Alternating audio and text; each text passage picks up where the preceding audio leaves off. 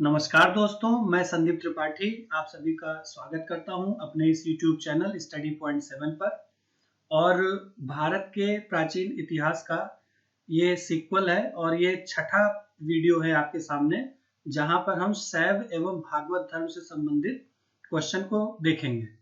Total इसमें जो collection है ये 26 क्वेश्चन का है और ये जो कलेक्शन है 1990 से लेकर के 2020 तक जो भिन्न भिन्न लोक सेवा आयोग एवं संघ लोक सेवा आयोग में आए हुए क्वेश्चन है।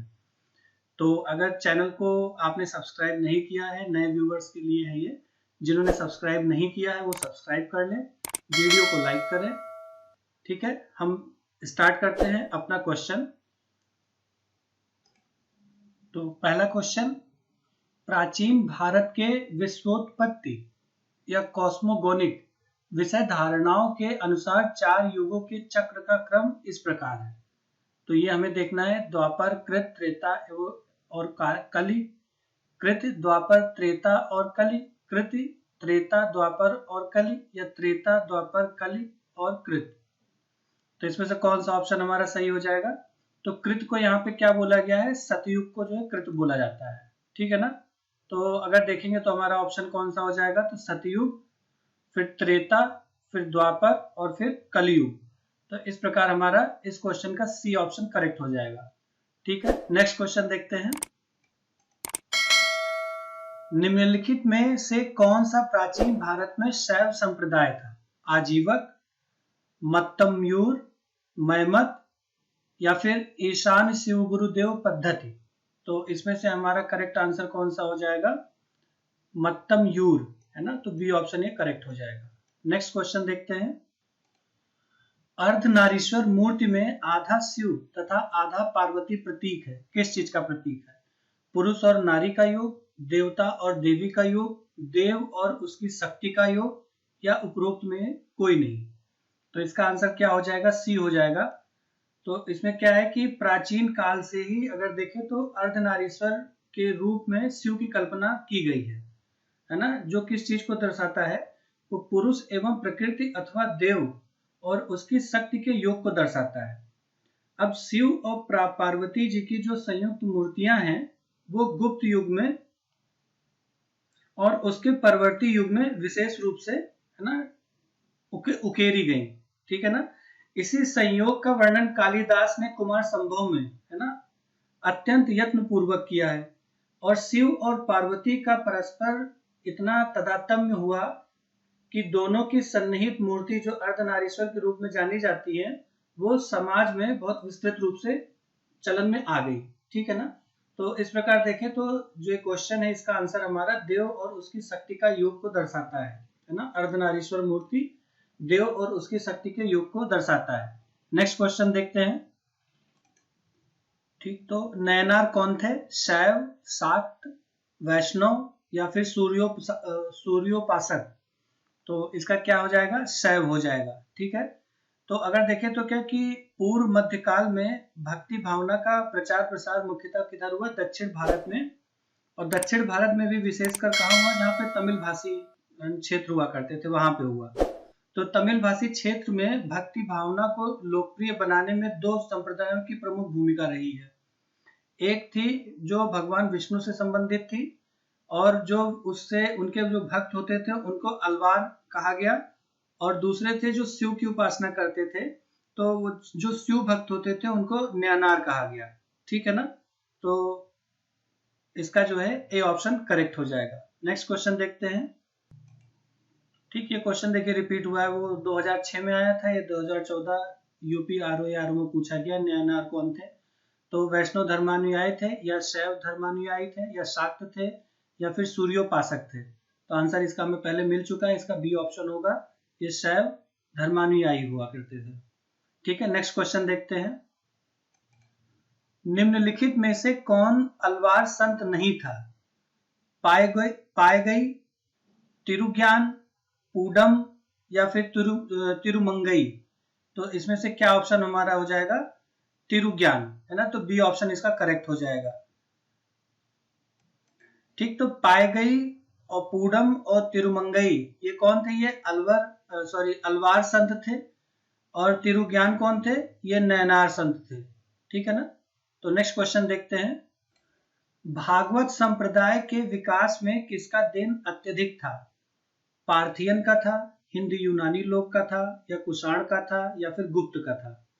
तो देखें तो इसका आंसर क्या हो जाएगा? गुप्त होगा, और डी ऑप्शन इसका करेक्ट हो जाएगा। क्या था कि भागवत या फिर वैष्णव धर्म का जो चरमोत्कर्ष था वो गुप्त राजाओं के शासन काल में हुआ करता था। अब गुप्त नरेश जो है वैष्णव मतानुयायी हुआ करते थे तथा उन्होंने अपने राजधर्म को भी इसे बना लिया था। अब अधिकांश गुप्त शासक किस चीज की उपाधि धारण करते थे? ये परम भागवत की जो उपाधि को धारण किया करते थे। और अगर ये पूछा जाए कि गुप्त शासकों का या फिर गुप्त वंश का जो राष्ट्र चिन्ह क्या हुआ करता था, तो विष्णु जी का जो वाहन है गरुण, वो इनका राष्ट्र चिन्ह हुआ करता था। ठीक है। नेक्स्ट क्वेश्चन देखते हैं, भागवत धर्म के प्रवर्तक थे कौन थे? जनक थे, या फिर कृष्ण जी थे, या फिर याज्ञवल्क्य थे, या फिर सूरदास थे? तो इसमें जो आंसर हो जाएगा वो क्या हो जाएगा? हमारा बी ऑप्शन हो जाएगा, कृष्ण जी थे।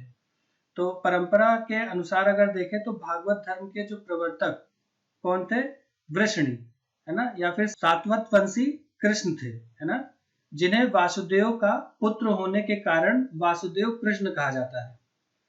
अब क्या था कि ये मूलतः जो है मथुरा के निवासी थे और छंदोग्य उपनिषद में उन्हें देवकी पुत्र कहा गया है तथा घोर अंगिरस का शिष्य बताया गया है। ठीक है ना। तो नेक्स्ट क्वेश्चन देखते हैं, निम्न में से किस ग्रंथ में सर्वप्रथम देवकी के पुत्र कृष्ण का वर्णन किया गया है? महाभारत में, छांदोग्य उपनिषद में, या फिर अष्टाध्यायी में, या फिर भागवत पुराण में? तो इसका भी हमने आंसर आपसे प्रीवियस क्वेश्चन में डिस्कस किया था। तो ये जो देवकी के पुत्र का वर्णन है कृष्ण जी का, वो छांदोग्य उपनिषद में है। तो इसका बी ऑप्शन हमारा करेक्ट हो जाएगा। नेक्स्ट क्वेश्चन देखते हैं, वासुदेव कृष्ण की पूजा सर्वप्रथम किसने प्रारंभ की? भागवतों ने की, या फिर वैदिक आर्यों ने की, या फिर तमिलों ने की, या फिर आभीरों ने की? तो इसका आंसर क्या होगा? ये भागवतों ने की, है ना। तो वैष्णव धर्म का जो प्रारंभिक रूप है ना, भागवत धर्म के अंतर्गत अगर देखें तो देवकी पुत्र भगवान वासुदेव कृष्ण के पूजन में दर्शित होता है, जो संभवतः छठी सदी ईस्वी पूर्व के पहले स्थापित हो चुका था। वासुदेव जो कृष्ण का प्रारंभिक नाम था, पाणिनि के युग में प्रचलित था। ठीक है ना। तो उस युग में वासुदेव की उपासना करने वाले वासुदेवक कहे जाते थे, या फिर वो भागवत कहे जाते थे। ठीक है ना। नेक्स्ट क्वेश्चन देखते हैं, निम्नलिखित में से किस देवता को कला में हल लिए प्रदर्शित किया गया है?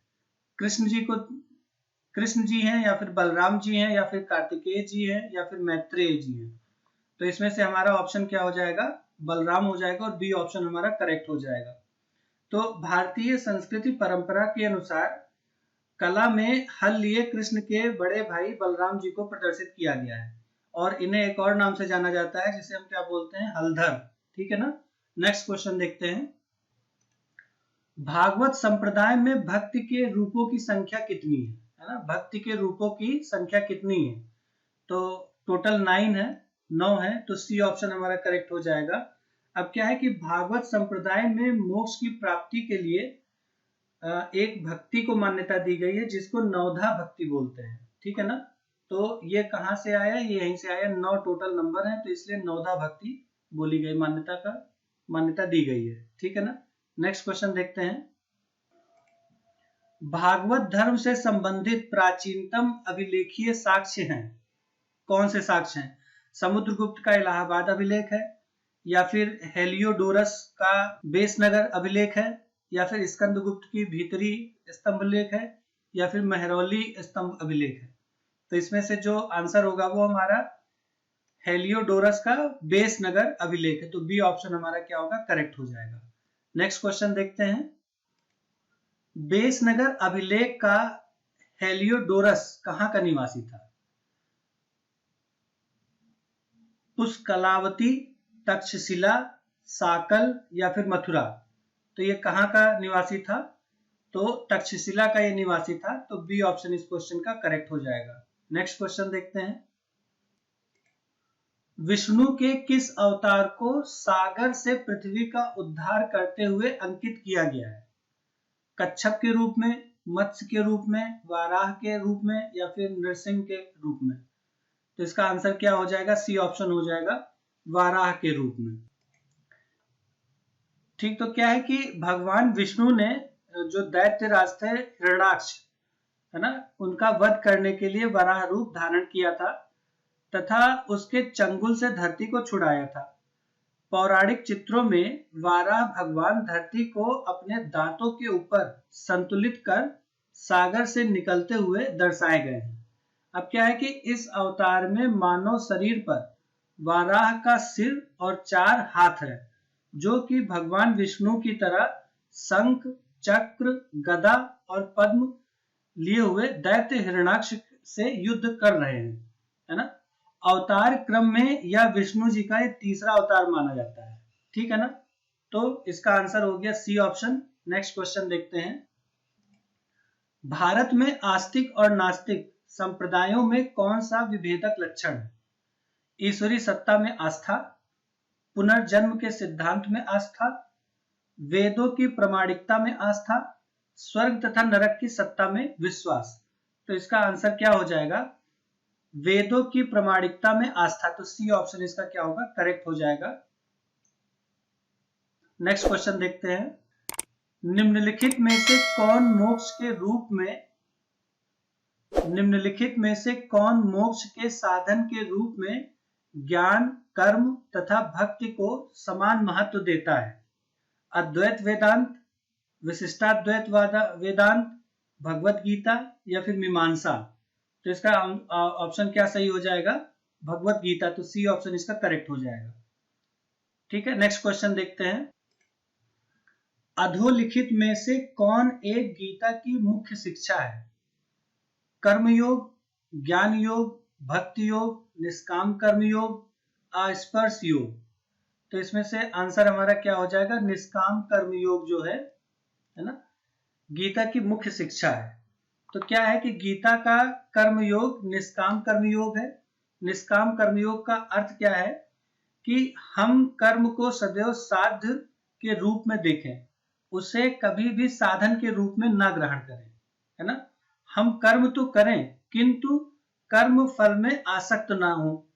गीता के निष्काम कर्मयोग में ज्ञान, भक्ति एवं कर्म का समन्वय होता है, ठीक है ना।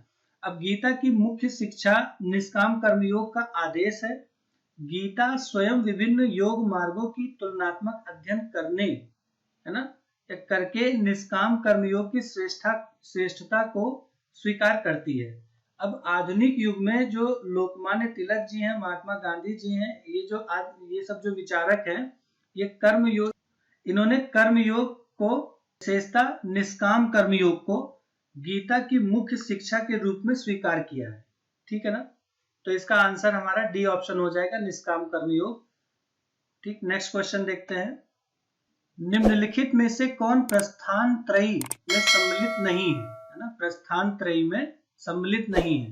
भागवत, भगवत गीता, ब्रह्मसूत्र या फिर उपनिषद, है ना। तो इसमें जो है हमारा भागवत यानी कि ए ऑप्शन करेक्ट होगा, ठीक। नेक्स्ट क्वेश्चन देखते हैं।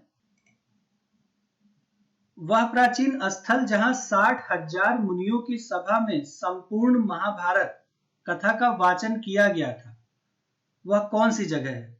अहिचछत्र, हस्तिनापुर, काम्पिल्लय या फिर नैमिषारण्य, है ना। तो इसका ऑप्शन हमारा क्या हो जाएगा? नैमिषारण्य हो जाएगा। डी ऑप्शन हमारा करेक्ट हो जाएगा।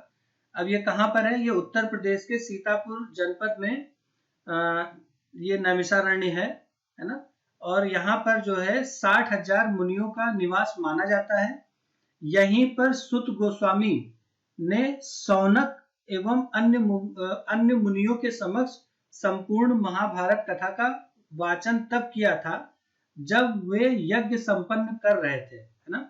इसके पूर्व महाभारत कथा का वाचन वैशंपायन ने राजा जनमेजय के लिए किया था, ठीक है ना। तो डी ऑप्शन इसका करेक्ट होगा, नैमिषारण्य होगा, ठीक है। नेक्स्ट क्वेश्चन देखते हैं। रामायण के किस कांड में राम और हनुमान की पहली भेंट का वर्णन देखने को मिलता है? किष्किंधा कांड में, सुंदर कांड में, बाल कांड में, या इनमें से कोई नहीं, है ना? तो इसमें से हमारा आंसर क्या होगा? किष्किंधा कांड होगा और ये ऑप्शन हमारा करेक्ट हो जाएगा। अब रामायण के रचयिता कौन है? वो वाल्मीकि जी हैं।